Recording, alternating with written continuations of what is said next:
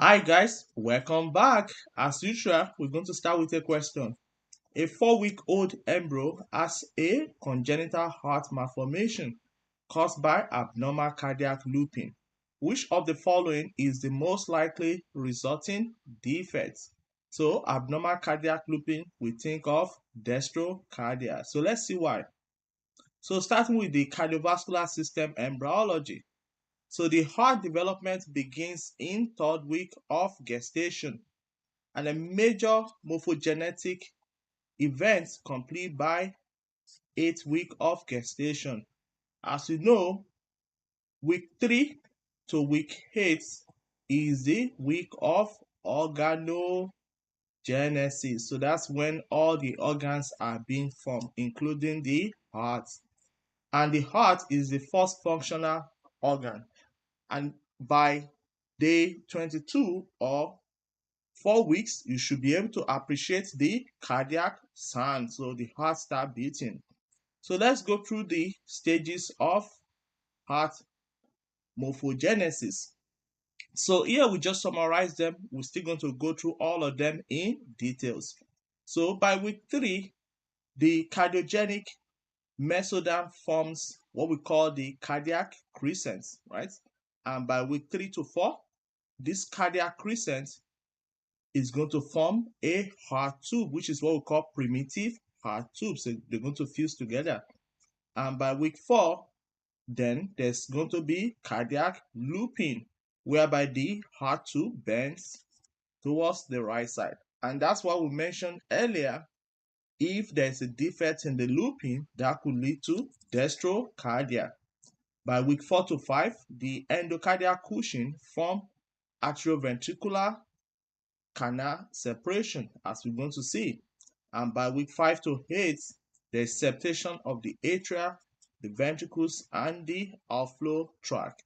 And by week 6 to 8, there's formation of valves. So valve formation, including the atrioventricular valves, which is what we call the AV valve, and the semilunar valve, which is the atrioventricular valves include the mitral valve and the tricuspid valve, because those are the valve between the atrium and the ventricle. And the semilunar valve, those are the pulmonary valve and the aortic valve. And then by after 8 weeks, majority of the event is done already. So we left with remodeling of the great vessels and venous inflow. Moving on, guys. So starting with formation of primitive heart tube, right, which is the second step that we saw there. So the heart developed from mesoderm, especially the splenic or cardiogenic mesoderm in front of the neural plates, and folds and fuse into a linear tube, right, by what? By day 21. And this heart tube now with time, they're going to form 5 major dilatation. So as we can see in our picture here, you can see those 5 major what? Dilatation. And this part of the heart tube is going to be the venous pole, and here is going to be the arterial side. So when you look at this dilatation, right, so starting from the venous side, so this area is going to be our sinus venosus, right, and this area is going to be the primitive atrium, right, and this big area is going to be the primitive ventricle, guys. And right here, right, is going to be the bulbus cordis. And here is going to be our truncus arteriosus, right? And the direction of the blood will be through the venous side into the towards the arterial side. So what are the veins that drains into this venous side, into the sinus venosus? So we have the vitelline or ophalomesenteric veins, and that drains deoxygenated blood from the yolk sac. We have the umbilical vein, which carries deoxygenated blood from the placenta.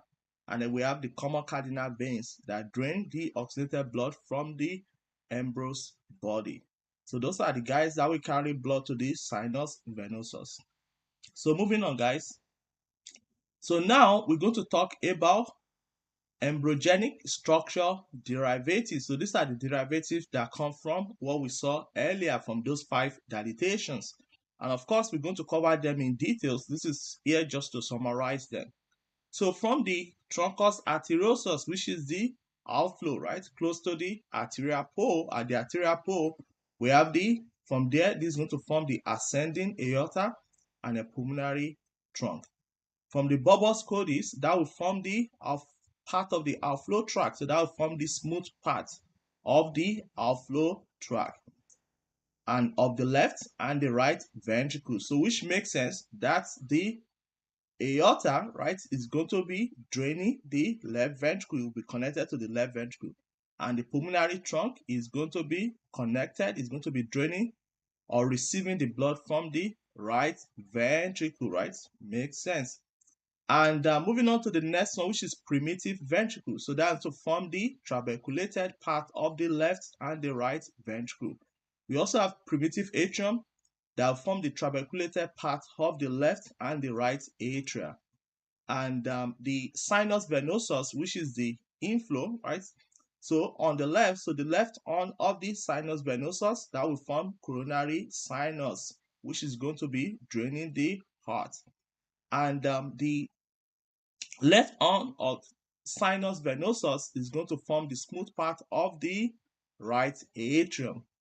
So moving on to the next one, which is primitive pulmonary vein. So that's going to form the smooth part of the left atrium, which makes sense because the pulmonary vein normally drains to the left atrium. We also have the cardinal veins. So under the cardinal veins, we have different branches. We have the anterior cardinal veins, which drain the cephalic part, so the upper part, right, of the embryo. And the posterior cardinal veins that drain the rest of the embryo. We also have, with time, we form subcardinal veins that is going to be draining the kidneys.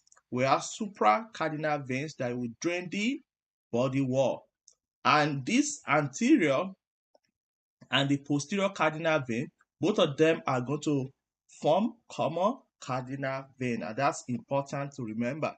So now let's look at the derivative that come from these cardinal veins. So the anastomosis between the anterior cardinal veins, that will form left brachiocephalic vein. The right common cardinal vein, so the common cardinal vein, guys, and the proximal portion of the right anterior cardinal vein, that will form the SVC, which is the superior vena cava. And the posterior cardinal vein, the subcardinal vein, and the supracardinal vein, those guys are going to form the inferior vena cava because that makes sense. So they're draining the kidney, right? They're draining the body wall, right? So it makes sense they're going to drain into the IVC. And the posterior cardinal vein, that's going to form the esophagus. So in summary, our cardinal veins is going to form SVC, IVC, esophagus, and brachiocephalic. So moving on to the umbilical vein. So the umbilical vein, right, as we saw earlier, normally carry oxygenated blood from the placenta. So this is going to form the ligamentum teres hepatis, which is the round ligament. And then we also have endocardial cushion. This endocardial cushion is really important. So if you look at the heart, right, so let's say that's the heart, and this is going to be our endocardial cushion. So if this is the atria, and this is going to be the ventricle, right? So this endocardial cushion is going to help us to form the atrial septa, so to separate the atrium into two. It's also going to help us to form ventricular septa, so it's also involved in formation of ventricular septum, and then it's going to help to separate the atrium from the ventricle, right? Very important. And that's why somebody have endocardial cushion defect, as we're going to see later, they could have atrial septal defect, ventricular septal defects, and atrioventricular defect, right? And this endocardial cushion, they also help to form the valves. So they help to form the AV valves, which is the tricuspid mitral valves, and they also help to form the semilunar valves, which is the pulmonary and aortic valve. Moving on. So moving on to the next step, which is the cardiac looping. So which is what we saw earlier in that question. So cardiac looping starts around day 23. So with cardiac looping, the cephalic portion of the heart tube, which is the upper part, right? So this upper part is going to bend ventrally, caudally, and to the right. So forward, down, right. So the direction is going to be this way, right? So going to be going this way. So forward, downward, and to the right, right? Whereby the caudal part, which is the lower part, right, is going to move dorsally, cranially to the left, right, which is backward, upward, and left. So this direction, right?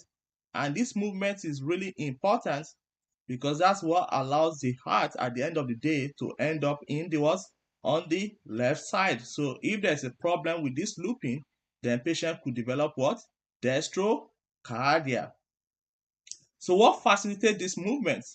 So this looping is facilitated by the help of dynein. You need to remember this, guys. Dynein is what facilitates the movement. And this dynein, they are molecular protein in microtubule. So they are made up of microtubule. So inside the microtubule, we have the dynein. So when you look at those microtubule, you can see those nice dynein arm there. And those dynein arm, they are the one that is going to facilitate what? They're going to facilitate the movement, right? So at the end of the day, they brings the primitive atrium posterior and superior, and also the ventricles, they bring it anterior and inferior. So at the end of the day, the ventricle is going to end up, right? So when you look at the heart, as you're going to see later, right, you're going to realize that this area is going to be the apex, and the apex is formed majorly by the what? By the ventricle. So that to be the ventricle. And the upper part is going to be the what? Is going to be the base of the heart, right? So what about defects? So if there's a defect in this dynein, right? So if there's a defect in this dynein arm, then that could lead to what? So that means the heart will not be able to loop, and that could lead to dextrocardia. So defects in left to right dynein of the heart, that could lead to isolated dextrocardia. But what about if the problem is the left to right dynein of the whole body, right? Then that could lead to what? Situs inversus, whereby all the organs are in the opposite side. So for instance, the heart is supposed to be on the left side. So now the heart is going to be on the right side. The liver is supposed to be on the right side. Now the liver is going to be on the left side. The spleen is supposed to be on the left side in the abdomen. Now the spleen is going to be on the right side, right? So, and this situs inversus is classically seen in what we call Kartagener syndrome. And this Kartagener syndrome is the most common type of PCD, primary ciliary dyskinesia. So in this patient who have Kartagener syndrome, what are the manifestations we can see in them? As we know, the microtubule, they are present in cilia. They are present in the cilia. So everywhere cilia is present in the body, that will be affected. So we have cilia in the respiratory tract system, right? So if the cilia is affected, so that means you'll not be able to clear secretion. And if you can't clear secretion, then patient could have what? Recurrent. So those patients, they could have recurrent respiratory infection, right? And with time, the airway could become dilated. So they could develop what? Bronchiectasis, right? And then they could also have recurrent sinus infection. So recurrent sinusitis could also happen. They could have hearing loss because of dysfunction, what? Eustachian tube in their ear. In addition to that, that could also affect their reproductive system. So in the female, It could affect, it could cause dysfunction, fallopian tube. So that means in their fallopian, the egg will not be able to move because the cilia there are not moving. And that could predispose them to what? Ectopic. So they could develop ectopic pregnancy, right? And in a male, same thing. Their spermatozoa also may not work very well, may not be able to move. And that could lead to immobile what? Sperm. So they could have immobile sperm. So that's what we see. So anytime you see a case of somebody who have recurrent respiratory infection, sinus infection, right, with bronchiectasis, infertility, and Situs inversus with Dextrocardia, you want to think of what? Kartagener Syndrome. And guys, we come to the end of this lecture, guys. I know it's really short, but let's go through some questions. So the first question there is a 34-year-old female with history of chronic cough, recurrent sinus infection. That sounds like what we spoke about earlier from childhood. Present to the hospital for evaluation of fever, cough, nausea, vomiting, diarrhea. So it looks like the patient has some respiratory and some GI symptoms. On examination, the patient point of maximum impulse. So point of maximum impulse is the apex beat, right?